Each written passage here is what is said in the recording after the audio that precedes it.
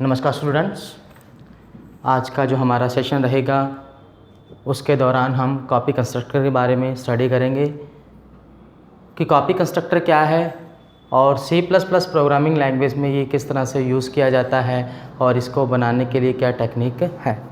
तो सबसे पहले अपन बात करते हैं copy constructor. Copy constructor is a member function which initialise an object using another object of the same class.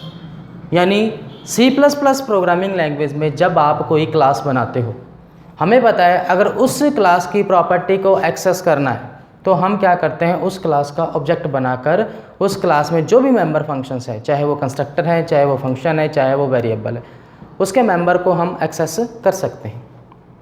अगर उसी क्लास का हम कोई दूसरा ऑब्जेक्ट बना दें तो उस ऑब्जेक्ट के अंदर अगर पहले वाले ऑब्जेक्ट को इनिशियलाइज करवा दे तो इस तरह से बनने वाला जो कंस्ट्रक्टर है वो आपका कॉपी कंस्ट्रक्टर कहलाता है। यानी हम एक ही क्लास के एक से ज़्यादा ऑब्जेक्ट बना सकते हैं, बट शर्त ये रहती है, कंडीशन ये रहती है कि जो ऑब्जेक्ट आप उसी क्लास के बनाते हो उन सब के नाम डिफरेंट होने चाहिए।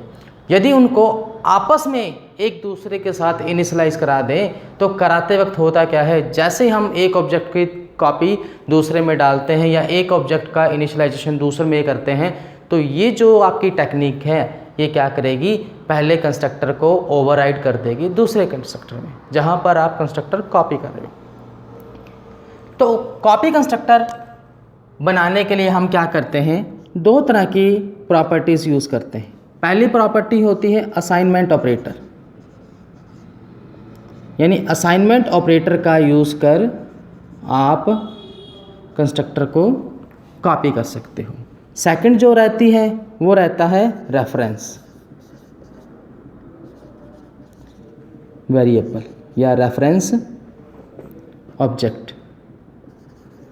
यानी रेफरेंस ऑब्जेक्ट या वेरिएबल का यूज़ करके भी आप कंस्ट्रक्टर को कॉपी कर सकते हो। तो सबसे पहले अपन असाइनमेंट की बात करते हैं। इसे समझने के लिए हमने क्या किया, C++ प्रोग्रामिंग लैंग्वेज में एक प्रोग्राम बनाया। आपने लिखा #include iostream.h iostream.h, फिर लिखा #include conio.h। फिर आपने क्लास बनाई। ये सारे कीवर्ड आपने केस सेंसिटिव यानी स्मॉल लेटर में लिखने हैं। क्लास का नाम दे दिया आपने, कोई भी नाम दे दो, मैंने क्लास का नाम दे दिया CON। फिर ओपनिंग ब्रेसेस और ये क्लोजिंग ब्रेसेस, यहाँ सेमीकोलन लगा दिया। अब इसके अंदर मैंने क्या किया, एक कंस्ट्रक्टर बनाया। अब कंस्ट्रक्टर को आउटर में एक्सेस करने के लिए मैंने पहले पब्लिक लगाया और ये मैंने एक कंस्ट्रक्टर बना दिया CON नाम से। इस कंस्ट्रक्टर को मैं पैरामीटराइज बना रहा हूँ, इंटीजर A लिखा कॉमा इंटीजर B लिखा, ये मेरा पैरामीटराइज कंस्ट्रक्टर हो गया। इसी के अंदर मैंने क्या किया, Cout, ये A = A को प्रिंट करवा लिया।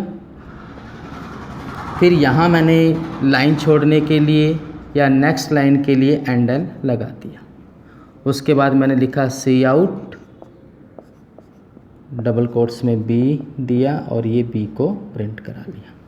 ये मेरा कंस्ट्रक्टर बंद और ये मेरी क्लास, फिर सेमीकोलन।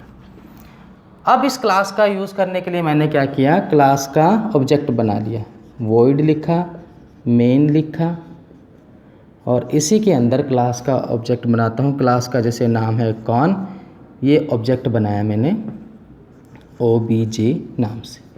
अब मेरा जो कंस्ट्रक्टर है, हमें पता है जैसे ही ऑब्जेक्ट बनता है कंस्ट्रक्टर कॉल हो जाता है, तो इसके अकॉर्डिंग हम 2 पैरामीटराइज यहाँ पर पास कर देते हैं। जैसे 20 और 30 मैंने यहाँ डाल दिया सेमीकोलन।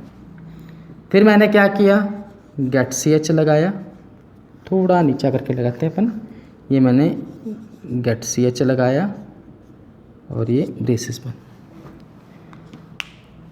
अब मेरा जैसे ये क्लास कॉल होगी, यानी जैसे मैं क्लास का ऑब्जेक्ट बनाता हूँ तो ये 20 30 वैल्यू कहाँ जाएगी, यहाँ, और ए की वैल्यू 20 और बी की वैल्यू 30 मेरी प्रिंट आ जाएगी। अब इस प्रोग्राम में कंसेप्ट यूज़ कर रहा हूँ कॉपी कंस्ट्रक्टर। तो सबसे पहला कंसेप्ट है आपका असाइनमेंट ऑपरेटर का यूज़ करके।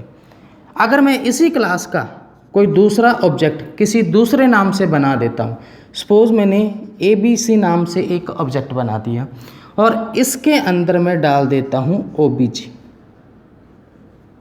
उसके बाद मैंने क्या किया यहाँ सेमीकोलन। तो यहाँ ये वाला जो कंस्ट्रक्ट आपका कंसेप्ट है ये आपका है कॉपी कंस्ट्रक्टर। ये कॉपी कंस्ट्रक्टर का यूज़ कर रहा है, यानी आप असाइनमेंट ऑपरेटर का यूज़ करके कॉपी कंस्ट्रक्टर बना सकते हो। इसी तरह से सेकंड जो कंसेप्ट है रेफरेंस वेरिएबल या रेफरेंस ऑब्जेक्ट का यूज़ करके। इसमें क्या होता है, सपोज आपने कौन लिखा, एक ऑब्जेक्ट और बना लिया XYZ और इसके अंदर रेफरेंस के लूप में आपने डाल दिया OBJ सेमीकोलन। यानी यहाँ पर जो आपका कॉपी हुआ है, यानी ये वाला जो कंसेप्ट है ये भी आपका क्या है कॉपी कंस्ट्रक्टर। ये आपका गेट CH और ये ब्रेसेस बंद। यानी कॉपी कंस्ट्रक्टर क्या कहता है, एक ही नाम के डिफरेंट ऑब्जेक्ट, मैंने एक ही नाम के क्या किया डिफरेंट ऑब्जेक्ट बनाए, जैसे OBJ बनाया, ABC बनाया और XYZ डिफरेंट ऑब्जेक्ट बना लिए। अगर इन डिफरेंट ऑब्जेक्ट को मैं एक दूसरे के अंदर कॉपी कर देता हूँ तो बनने वाला जो स्टेटमेंट है या बनने वाली जो टेक्निक है, इससे होगा क्या, कंस्ट्रक्टर अपना जीरोक्स या अपना जो भी उसके अंदर डेटा पड़ा है वो दूसरे ऑब्जेक्ट में कॉपी कर देता है। कॉपी करने के लिए वो करता क्या है, असाइनमेंट ऑपरेटर या रेफरेंस वेरिएबल का यूज़ करता है। यानी इन दोनों टेक्निक से आप किसी भी क्लास के कंस्ट्रक्टर को कॉपी कर सकते हो, जिसमें एक कंस्ट्रक्टर के ऑब्जेक्ट का कॉपी दूसरे ऑब्जेक्ट में हो जाता है। यानी इस OBJ 2030 की जो वैल्यू है आपने इसके थ्रू ABC में डाल दी, इसी तरह से आपने इस OBJ की वैल्यू XYZ में डाल दी। यानी अगर मैं कमेंट में ये इसको रोक लेता हूँ या इसको कमेंट बना देता हूँ, यानी कंपाइलर इसको नहीं समझेगा। जब यहाँ तक रिज़ल्ट आएगा तो मेरे जो वैल्यू आएगी वो A और B की 20 और 30 आएगी। इसी तरह से अगर मैं इसको कमेंट बना देता हूँ तो इसकी जो वैल्यू आएगी मेरी 20 और 30 आएगी। तो इस तरह से आप किसी भी क्लास को कॉपी या किसी भी क्लास के कंस्ट्रक्टर को कॉपी कर सकते हो, बशर्त है उस क्लास के ऑब्जेक्ट अलग अलग होने चाहिए।